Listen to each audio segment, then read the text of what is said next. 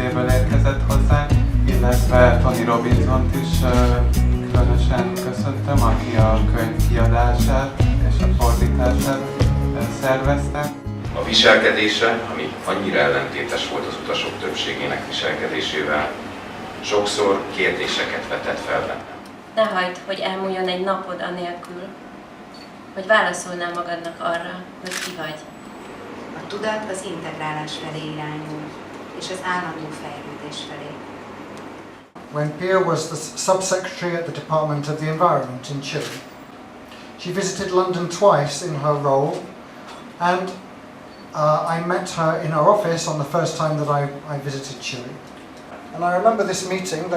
There were many foreigners coming to visit Pia in her office, and it was a working day, so people were coming in and out, asking questions. We became good friends in 2002 when I went to learn Spanish in Chile and Argentina. And our paths in the humanist movement and its old organizational form led us to become peers in the International Assembly. In December, Pia sent me the first draft of this book and very humbly asked me if I might like to translate it.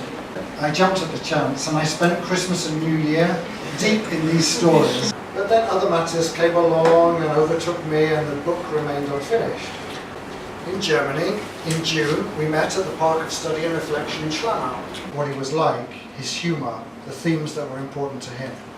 So, for giving me the opportunity to know these stories so well, for everything else you've done as a disciple of Silo over 40 years, and for coming here in these days, thank you very much. To start thanking you, because Tony Robinson has become my very dear friend, turning to a person with whom I interchange on a daily basis, because we are involved in the same activities that we develop together to positively influence this world.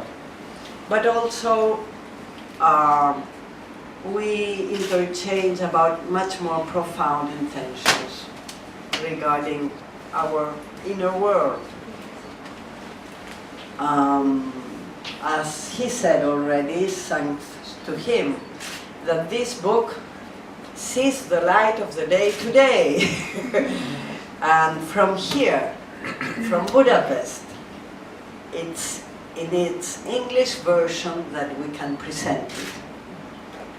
He translated it, asked very few support and help from Silvia Bercu for corrections and Daniel Zuckerbrot for a couple of stories. Opportunity to thank those who laid out these pages, the group of friends who translated several chapters of this book into Hungarian, those who have organized this event for this evening, have read these chapters and will read another one, I think, in Hungarian, and to the Alexandra Bookshop for opening their doors and making it possible for us to meet here. All the other things that you might have had to do today in order to dedicate some time and be able to share this moment with other friends present. This book is in reality a set of intentions, and offer it like a little gift that we all give to the people who have not had the possibilities to find an answer to their fundamental questions in these difficult and crucial times in which we find ourselves, which is passing through difficult, obscure, tight moments in which so many are being marginalized and excluded from the fragmented, tense, and tremendously individualistic society in which we live. Maybe this moment is the manifestation of a suffering that has been dragged from the end of the ideologies, the stagnation of philosophy, the unfertility of the arts, and the exhaustion of a morality stuck in stone tablets and dogma. Good and bad have been confused, relativized and trivialized. These are the times in which God is something uncertain, in which social unrest is passing from one place to another without achieving the justice that the peoples demand. These are the times in which the failure of the future is nestled. And it's in this scenario, in this complicated context, in which we present and offer this small book about Silo. When Silo started to speak publicly in May 1969, he did so saying, "If you have come to listen to a man who its thoughts transmits wisdom, you have mistaken your way. For true wisdom is not communicated through books or speeches. True wisdom is found in the depths of consciousness, just as true love is found in the depths of your heart." His teachings redirects us, therefore, towards ourselves, proposing to us a kind of internal experience capable of returning meaning in life, mental peace, and joy in action.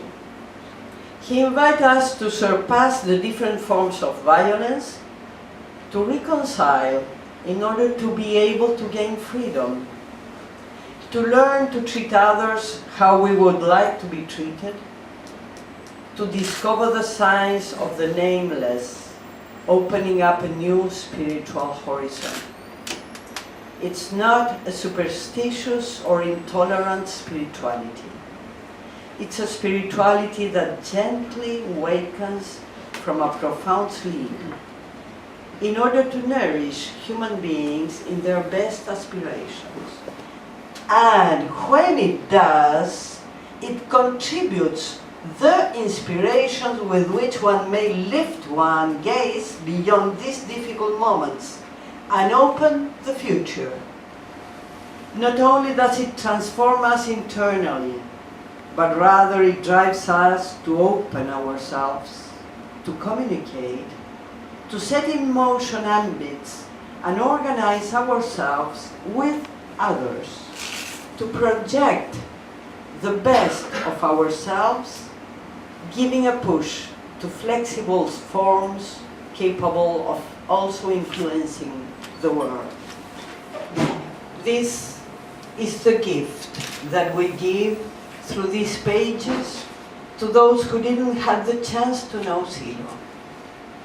This is a story of our development over 45 years, always changing and dynamics, collaborating socially so that the historical conditions may become more favorable, so that we may advance in the direction of a universal human nation that doesn't exclude, discriminate, or violate anyone.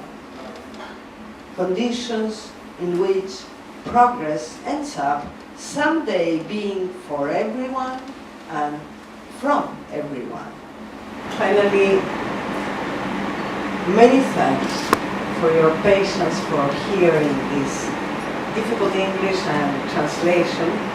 Many thanks for having you give this moment to be today here. Észreveszem a saját álmaimban is. Nincsenek kétségeink, hogy ebben a bonyolult világban az emberek újra mozgásba hozzák a régi mítoszokat, hogy álmaikból újraélesztenek mély törekvéseket, újra létrehozzák a régi mintákat és kapcsolatba lépjenek belső vezetőikkel.